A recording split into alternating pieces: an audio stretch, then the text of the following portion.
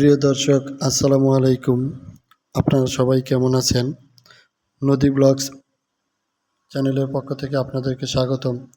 আজকে আপনাদের মাঝে আরও একটি নতুন ভিডিও নিয়ে হাজির হয়েছি। আশা করছি এই ভিডিওটি আপনারা সম্পূর্ণ দেখবেন। এই ভিডিওটি শেষ পর্যন্ত দেখলে আপনারা জানতে পারবেন আমরা কিভাবে পাতাবাহার গাছের চারা রোপণ করি এবং পরিচর্যা করি এবং গাছের পাতাগুলো কিভাবে এত সুন্দর থাকে। বন্ধুরা, আমাদের বাড়ির আঙিনায় আমরা এই পাতাবাহার গাছের ছোট্ট একটি চারা অনেক দিন আগে রোপণ করেছিলাম এবং তার চারপাশের গুলো পরিষ্কার করে দিয়েছিলাম আগাছাগুলো।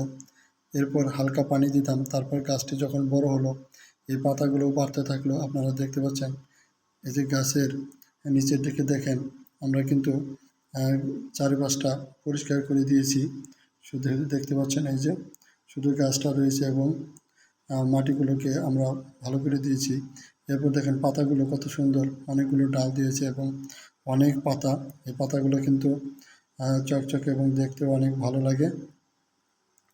যাই হোক, আপনাদের কাছে এই পাতাগুলোকে দেখতে কেমন লাগে আমাদের কিন্তু কমেন্টস করে জানাবেন।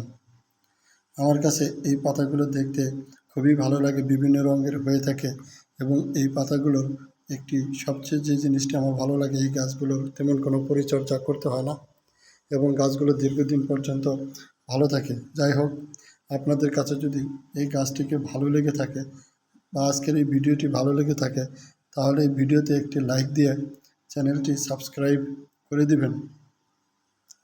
আপনাদের সাথে আবারও দেখা হবে নতুন কোনো ভিডিও নিয়ে। সেই পর্যন্ত আপনারা সবাই ভালো থাকবেন। সবাইকে ধন্যবাদ। আসসালামু আলাইকুম।